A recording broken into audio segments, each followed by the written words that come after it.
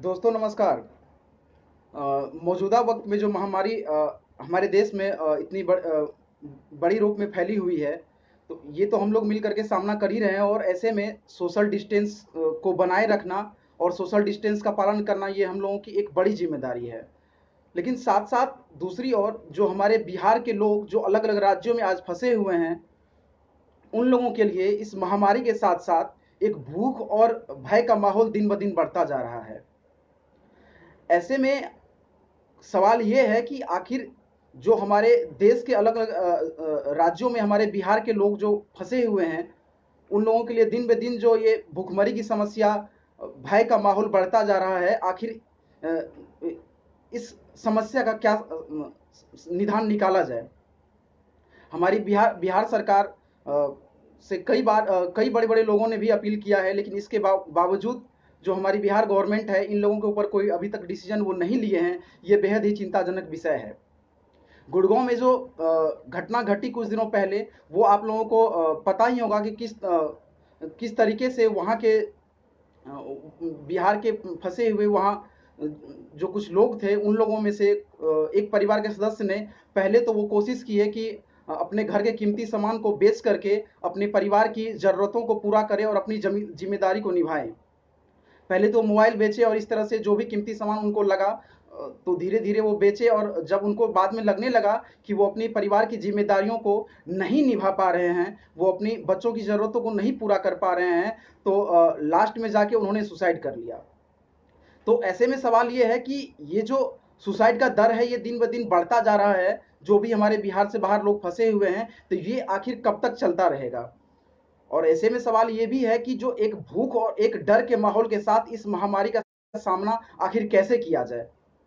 जो लोग घर में हैं उन लोगों के लिए आसान भी है कि सोशल डिस्टेंस का पालन करें और जितना हो सके वो लोग बाहर ना निकले। लेकिन क्या जो लोग घर से बाहर फंसे हुए हैं उन लोगों के पास न खाने की पर्याप्त मात्रा पहुंच रही है और जब वो लोग बीमार पड़ रहे हैं या बहुत सारी समस्याएं उन लोगों की हो सकती है, क्योंकि जो भी लोग अपने घर से बाहर फंसे हुए हैं उन लोगों की अलग अलग तरीके से समस्या हो सकती है। जैसे मान लीजिए कि किसी की वाइफ होगी, वो प्रेगनेंसी पीरियड में होगी, किसी के घर में अकेली माँ होगी, बीमार होगी, किन्हीं के छोटे छोटे बच्चे होंगे।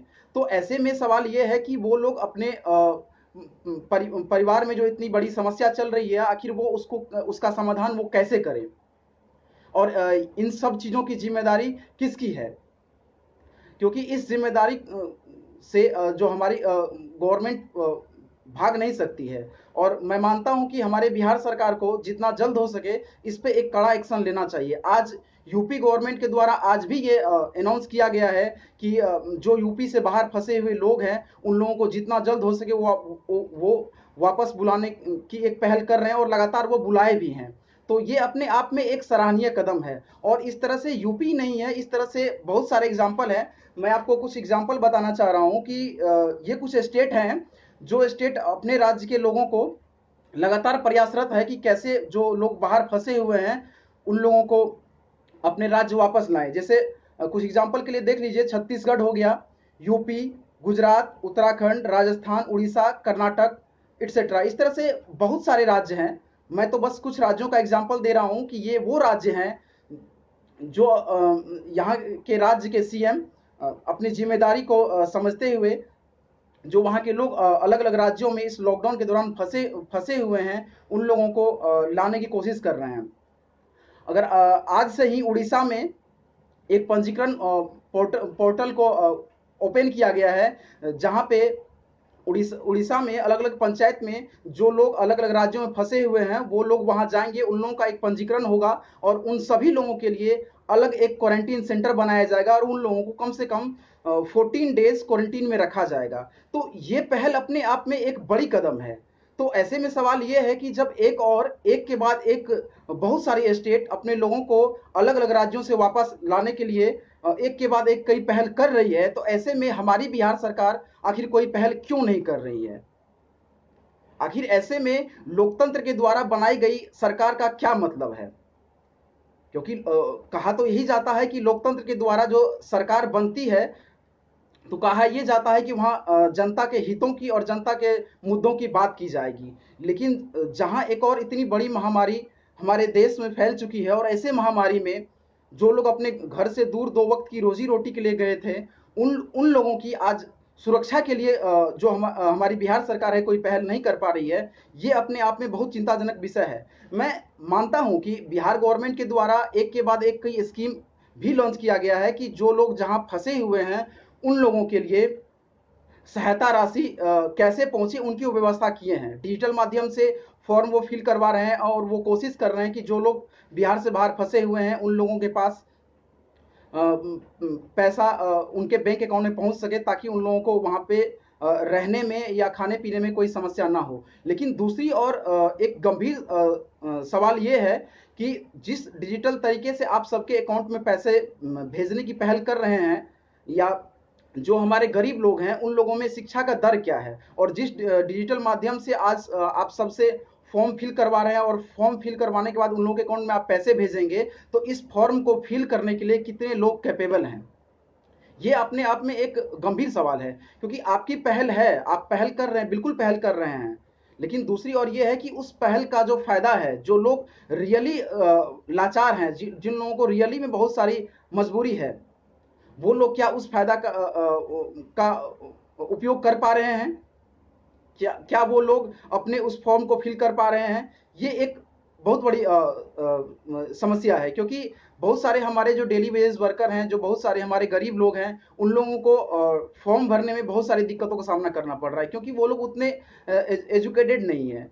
तो ऐसे में डिजिटल तरीके से वो लोग अपने फॉर्म को फिल नहीं कर पा रहे हैं। तो मुझे लगता है कि हमारी बिहार सरकार को उन लोगों को लाने के लिए एक बड़ी पहल करनी चाहिए।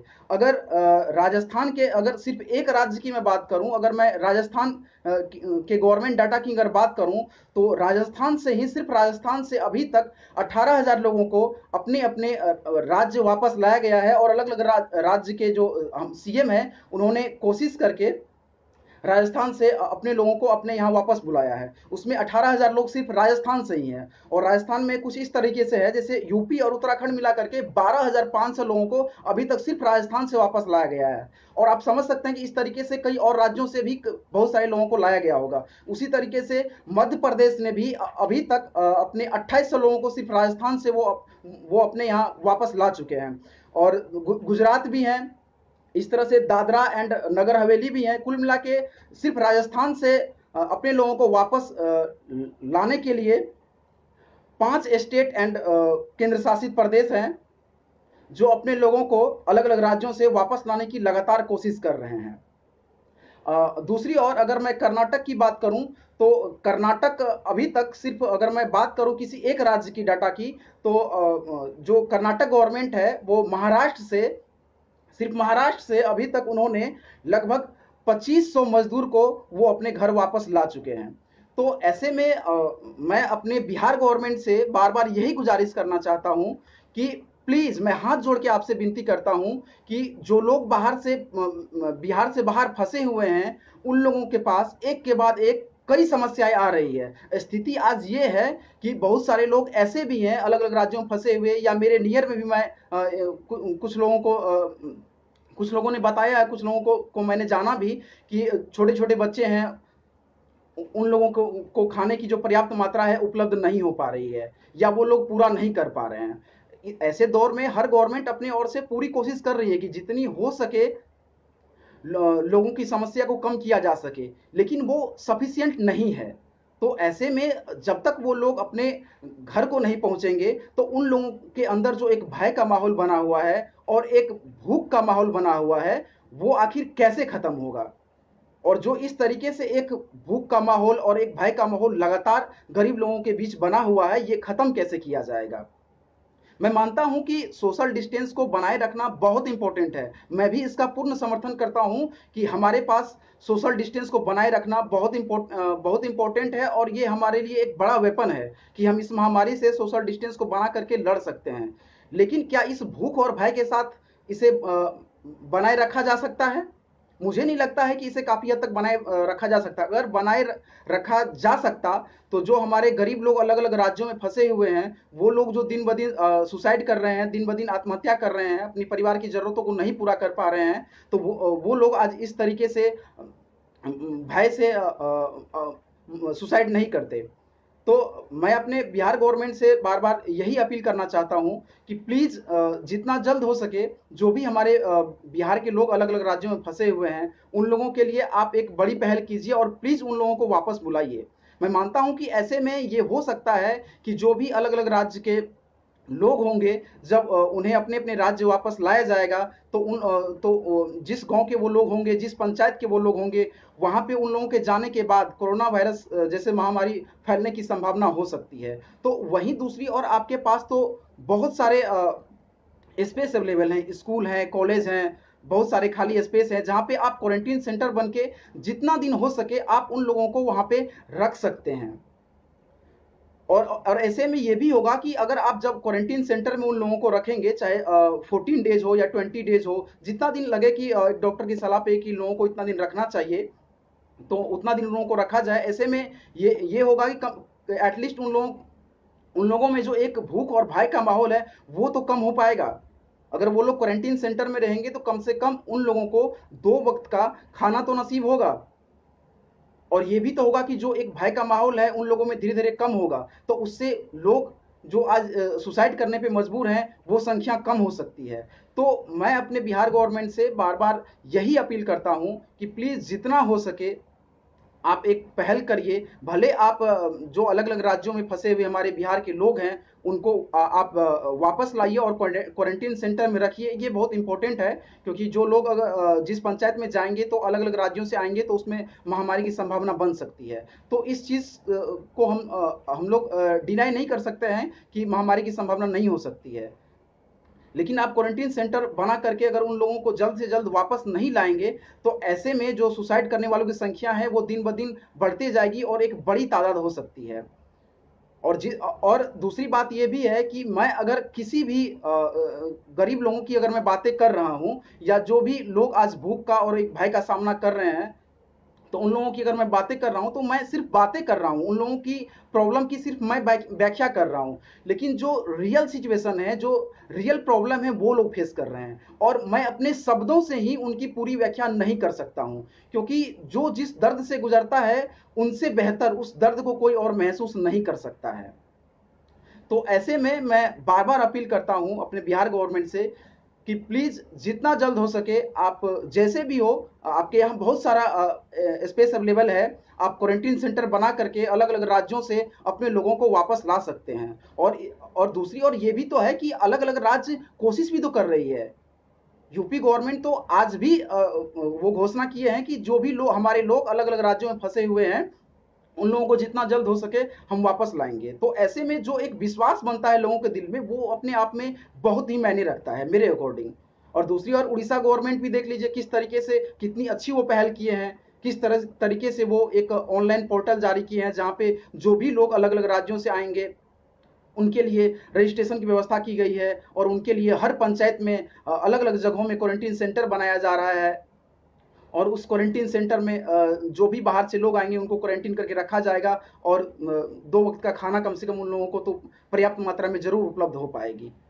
तो मैं यही आग्रह मैं अपने बिहार गवर्नमेंट से करना चाहता हूँ कि प्लीज़ आप भी इस ओर थोड़ा-सा ध्यान दीजिए कि और जो भी हमारे लोग बाहर में फँसे हुए हैं, उन लोगों को बहुत सारी प्रॉब्लम का सामना करना पड़ रहा है। अ, क्योंकि कई लोगों के पास ये भी प्रॉब्लम है कि अगर उन लोगों के पास खाना की व्यवस्था अगर थोड़ी बहुत हो भी पा रही है, तो अब उनके पास यहाँ तक पैसे नहीं है कि वो अपने बच्चों के लिए या उनके परिवार में कोई अगर बीमार पड़ गया है तो उनके लिए दवाई खरीद सके।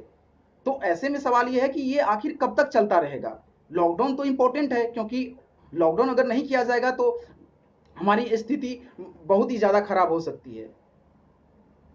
तो ऐसे में ये है कि आखिर इन सब समस्याओं को कैसे दूर किया जाए? अगर कोई ऑप्शन होता कि हाँ, लॉकडाउन भी कंटिन्यू है और उस दौरान जो भी बाहर लोग फंसे हुए हैं, उनकी जो भी समस्या है, एक के बाद उनको एक के बाद एक सॉर्ट आउट किया जा रहा है, तब तो उतनी प्रॉब्लम लोगों को नहीं होती। लेकिन ये हो नहीं पा रहा है, और नहीं ये मुमकिन है किसी भी गवर्नमेंट के लिए कि वो हर एक ज़रूरतों पे एग्जैक्टली फोकस कर पाए, क्योंकि बहुत सारे ऐसे लोग हैं जिनके घर में अलग-अलग तरह की समस्याएं हो रही है। बहुत सारे ऐसे लोग हैं जो बाहर में अपने परिवार के साथ रह रहे हैं, तो उनके यहाँ बहुत छोटे-छोटे बच्चे हैं, उन लोगों को बहुत सारी चीज़ों की समस्या हो रही है। अब जो छोटे बच्चे हैं, जो जो दूध के अलावा किसी और चीज़ का सेवन नहीं करते हैं, आखिर उन लोगों के लिए क्या किया जाएगा? तो कम से कम अगर हमारी बिहार गवर्नमेंट अगर पहल करती है और इन लोगों को अपने-अपने राज्य वापस बुलाती है, तो इन लोगों में जो एक भय का माहौल है और एक जो भूख का माहौल है, वो ज़रूर कम होगा मेरे अकॉर्डिंग। तो इसीलिए मैं अपने बिहार गवर्नमेंट से बार-बार अपील करता हूँ कि हाथ जोड़ के विनती भी करता हूं कि जिस तरीके से एक के बाद एक कई राज्य सरकारें अपने अपने लोगों को लाने के लिए कोशिश कर रही है, तो प्लीज आप भी थोड़ी सी इन लोगों के लिए पहल करें। आप बहुत पहल कर रहे हैं, मैं इस बात को मानता हूं, लेकिन लोगों की समस्या दिन ब दिन बढ़ती जा रही है, जो लोग बिहार से बाहर फंसे हुए हैं। तो प्लीज उन लोगों की थोड़ी सी सुन लीजिए और उन लोगों को अपने राज्य वापस लाने के लिए प्लीज कोई पहल कीजिए। मैं यह हाथ जोड़ के आपसे विनती करता हूं कि आप उन लोगों को जितना जल्द हो सके प्लीज अपने राज्य वापस लाने की एक ठोस कदम उठाइए और कोई एक व्यवस्था कीजिए। जय हिंद, जय भारत।